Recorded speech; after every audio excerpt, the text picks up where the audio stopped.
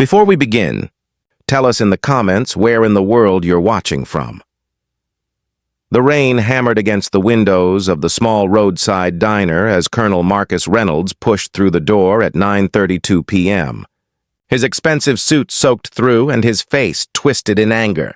His silver Mercedes had broken down 3 miles back, forcing the billionaire defense contractor to walk through the storm like a common peasant. He was supposed to be at a critical military negotiation in Washington by midnight, discussing a $200 million contract, and now he was stranded in this forgettable town with no cell signal and a dying phone battery. "I need your phone. Now!" Marcus barked at the young waitress behind the counter, not bothering with pleasantries. She looked up from wiping down tables, her tired eyes taking in his designer suit and commanding presence. She was maybe 25, with dark hair pulled back in a simple ponytail and a name tag that read Sarah. The diner was empty except for an old man nursing coffee in the corner and a trucker reading a newspaper by the window. Sarah straightened her shoulders and met his glare calmly. "The phone lines are down because of the storm, sir. But you're welcome to wait here until it passes." Her voice was steady, professional, completely unfazed by his obvious wealth and fury.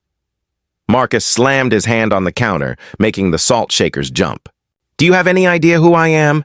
I have a meeting that could change the course of military operations in 3 countries. I don't have time to wait."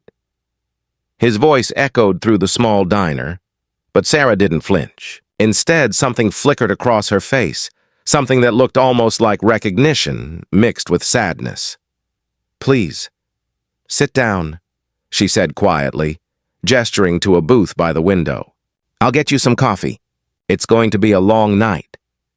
There was something in her tone that made Marcus pause, something that reminded him of orders given by officers who had seen real combat, not boardroom battles.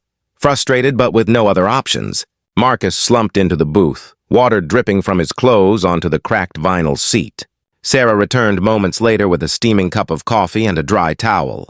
As she set them down, Marcus noticed something that made his heart stop.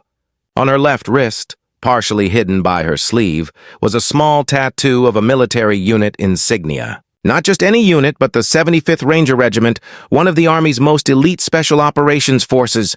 "Where did you get that?" Marcus demanded, pointing at her wrist. His anger had transformed into something else, something sharp and painful. Sarah pulled her sleeve down quickly, but not before Marcus saw the dates beneath the insignia, 2017 to 2021. "I served," she said simply, turning to walk away.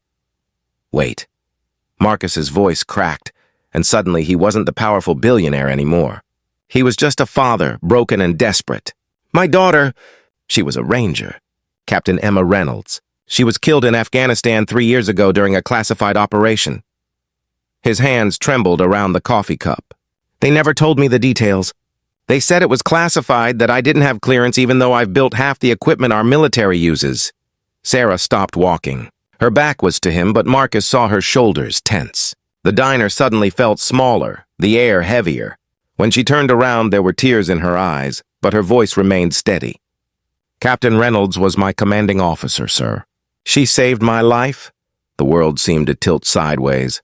Marcus stood up so fast he nearly knocked over the table. "You knew Emma? You served with her?" His voice was desperate, hungry for any scrap of information about his daughter's final days. For 3 years, he had thrown money at every problem, built monuments and funded scholarships, but he had never been able to fill the hole in his heart because he didn't know what really happened. Sarah nodded slowly and gestured for him to sit back down. She slid into the booth across from him, her waitress persona falling away to reveal the soldier underneath. It was 2:37 a.m. on March 15th when our unit was ambushed in the Kunar province. We were on a rescue mission to extract a group of translators and their families who had been marked for death by enemy forces. The intelligence was bad. They were waiting for us. Marcus leaned forward, hanging on every word. Outside, the storm raged on, but inside the diner, time seemed to stand still. "We were pinned down in a valley with no cover and no way out," Sarah continued, her voice distant as she relived the memory. "We had 12 civilians with us, including 3 children. Captain Reynolds, your daughter, she made a choice. She drew their fire, gave us a chance to move the civilians to safety. She held that position alone for 17 minutes while we evacuated everyone." Sarah's voice broke. She knew she wouldn't make it out. "She ordered me to take her squad and run. Those were her last words to me. Run, and make sure they all get home." Tears streamed down Marcus's face, but he didn't wipe them away. "Did they? Did everyone make it?" "Every single civilian," Sarah said firmly. 12 people who are alive today because your daughter valued their lives more than her own. 3 of those children are in college now. One of the translators works at the State Department. They're alive, sir. They're living full lives because of her courage." Marcus buried his face in his hands, his shoulders shaking with sobs. For 3 years, he had been angry at the world, at the military, at God himself for taking his daughter. He had thrown himself into making weapons of war, thinking that more firepower would somehow honor her memory. But he had never truly understood what she died for until this moment. When he finally looked up, his eyes were red, but clearer than they had been in years. "Why didn't anyone tell me? Why didn't the military give me these details?" Sarah gave him a sad smile. "Because the operation was classified, and because I think they knew it would hurt more to know she chose to die." "But sir, she didn't just choose to die. She chose to save lives. That's what Rangers do. That's what she taught us. We don't count the cost to ourselves. We count the lives we can save." The storm outside began to quiet, the rain turning from a roar to a whisper. Marcus looked at this young waitress, this veteran who was probably struggling to make ends meet in a dead-end town, and suddenly his priorities shifted like tectonic plates, rearranging the landscape of his soul. "What are you doing here, Sarah?" he asked gently. "Why aren't you still serving?" "I was injured in the same operation. Took shrapnel to my leg. Medical discharge," she shrugged. "I've been trying to figure out what comes next. Turns out being a warrior doesn't translate well to civilian life."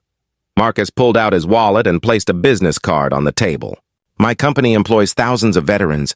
We need people who understand sacrifice, who understand the real cost of war. But more than that, I'm starting a new division focused on protective technologies, things that save lives instead of taking them. I need someone who understands what my daughter understood. I need someone like you to help me build it." Sarah picked up the card, her hands trembling slightly. "Sir, I'm just a waitress." "No," Marcus interrupted firmly. "You're a ranger, just like my daughter. And rangers lead the way." He stood up, leaving $200 on the table for a $5 cup of coffee. "The storm's passing. I'll miss my meeting in Washington, but for the first time in 3 years, I don't care. I have something more important to do. Call me on Monday. We have work to do." As Marcus walked out into the clearing night, he looked up at the stars beginning to peek through the clouds. Somewhere up there, he imagined Emma watching, finally at peace because her father finally understood. She hadn't died in vain. She had died a hero, and now her legacy would live on, not in weapons of war, but in the lives she saved and the lives that would be saved because of what he learned tonight. The billionaire had walked into that diner furious at the world, but he walked out transformed by a waitress who spoke his daughter's language, the language of service, sacrifice, and unconditional courage.